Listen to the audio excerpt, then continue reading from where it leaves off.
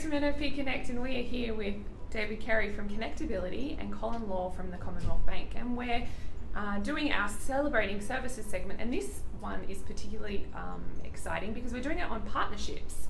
So gentlemen, can you please tell us a little bit about the partnership between Connectability and Commonwealth Bank and how it came about?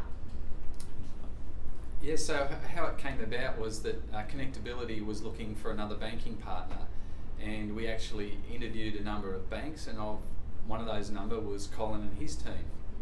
And I think probably the second or third question in was like, how are you at fundraising? How can you help us? So we didn't beat around the bush at all that day.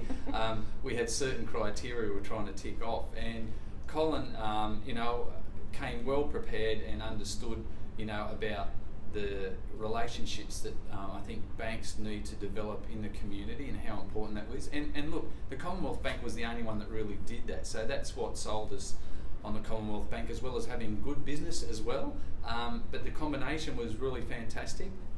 And that's how it basically started. We interviewed Colin for the position of fundraising volunteer. And banking. And banking on the side. Yeah, nice. And Colin?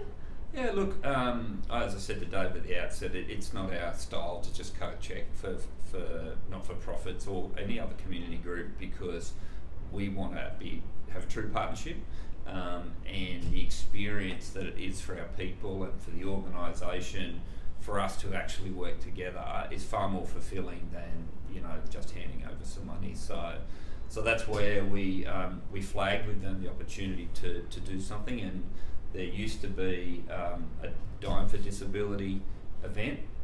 We have great connections in the wine industry and with some of the top restaurants around the Hunter, so we were able to leverage that relationship, the history of Dime for Disability with Connectability, and that's where Wine and Dime for Disability came from. Awesome. So what are the benefits for both Connectability and CBA as a partnership when working together in the community? I think for us, one of the things about having a partnership that's different from just like, here's some money, is around the learning and the growth of the relationship, and both sides getting to understand each other's business. I think that's really important because you can leverage off each other. Not-for-profits can learn from the corporate sector, and I think corporates can learn from the not-for-profit sector. And when you sort of combine those learnings and experiences, I think you take that back and it benefits both organisations. And now I think in the short time there's been mutual respect, because in trying to get that first one off the ground, everyone's always like, is it going to work? Are people going to buy tickets? Have we done the marketing right?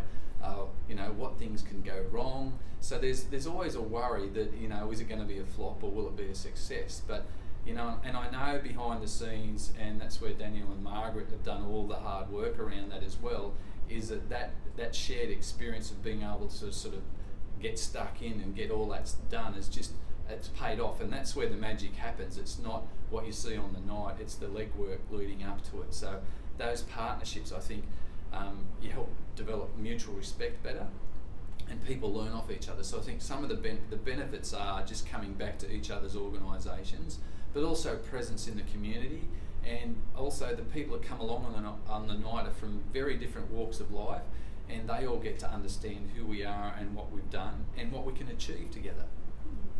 Yeah, look, I mean, the night was pretty much 50-50 of Connectability familiar people and then CommBank clients. And so for those people, as David explained, they got to understand a lot more about what Connectability does, to see CommBank working with a community group and actually something tangible. And they all had a great time. So, that was the bottom line. Yeah, and at the end of the day, we were able to raise $12,000, and we go again in a couple of weeks' time, and we've set the goal at something like $15,000 or $16,000, purely out of the confidence we got from the success of last year's event. From a staff benefit, how is it beneficial for your staff to be part of this, and as a company to be part of this partnership? Yeah, so that all of my team live and work in the Newcastle area. And they are often, many of them have people who either have a disability or have other needs, and so it's great for them to feel that they're coming not just to work and doing the job that they need to do, but they're actually making a difference beyond the pay packet that they collected. every fortnight. So I think it's great for morale, it's great for engagement, and as David said, it's the broader understanding that everybody achieves around, well, what does Connectability really do, as opposed to it just being a not-for-profit and understanding what's important to them, understand what's important to their clients, and one of the things that's been really interesting is that since we became banking partners, we've headed off in a whole bunch of different directions, not just well beyond Wine and Dine for Disability as well. So let's talk a bit about that, because that's the next question is, so what has come out of this partnership from an extent that you never really knew that was going to happen, really? Yeah, so one of the things that we've also been involved with in recent times is the crowdfunding for Surfest for the Women's Pro, and we offered Connectability the chance to jump in for the crowdfunding last year, and again, because they saw us in action with Wine and Dine for Disability, they saw us sincere and an opportunity to connect more broadly with their community. And I suspect, $1,650 to buy a share in the crowdfunding, but the value that the clients in particular and the staff of Connectability got out of that 3 or 4 months worth of exposure to Surfest was amazing. And then in a couple of weeks' time, actually next week, we have a One CommBank for You event where we're showcasing all of CBA to all of the staff in the Hunter.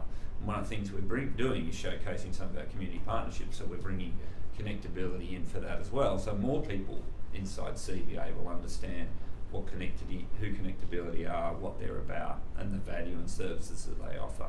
So and it started as a purely put the business out for tender probably 18 months ago, and here we are with a very expansive relationship. Yeah. So David, what has it meant for you and your clients to be part of the Surfest? So, initially we didn't hesitate to come on board with the Surfest because it was the funding of the Women's Surfest, and we think that that needs to be highlighted in the community.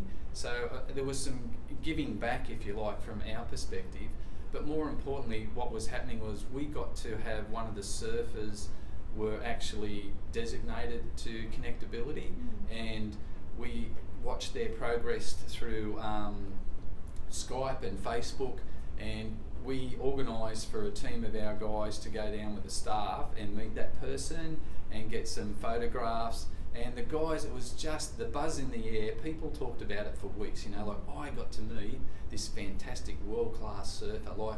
It was just this buzz in the air just lasted, and people really enjoyed that moment of being able to connect. And I think the same with the female surfers got to understand a bit better who we were, but it's that broader community appeal, and sometimes you don't have to do that much to impact a person's life, and I think that was some of the things that we got out of it. So it was a fantastic, for a small investment, everyone's lives were more greatly enriched by that, I think, and we came away looking forward to Surfest again this year, and now that we know some of the extent of that, we can actually I think leverage that a bit more, but also engage more in what we do. So, yeah.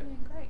So we now have Danielle McCosker, who is the Operations Manager for CommBank in the Newcastle office. Danielle, I just want to talk a little bit more about this partnership. What has it meant as a staff member to be part of the relationship between Connectability and Commonwealth Bank? Yeah, well, for me, it's been very uplifting to know that the little bit that we do in hosting these Wine and Dine events goes a long way in supporting the participants and the families that Connectability support. As I'm sure you can appreciate, the Commonwealth Bank receives many requests for donations to charities and sponsorships of events. But I think what makes Wine and Dine different from the rest is that the contribution that we make is then multiplied by the generosity of the local businesses and those who buy a ticket to come along and support this worthy cause in return for a fantastic evening. And I think that's what makes Wine and Dine such a success. Yeah, awesome. So for you personally, you're quite involved in Wine and Dine. What's the benefits for you? Oh, well, look, it just it's a really a feel good experience that coming along and doing my part in hosting these events. We really enjoy working with David, Margaret, and the team at Connectability, and every little bit counts. So we're always happy to help.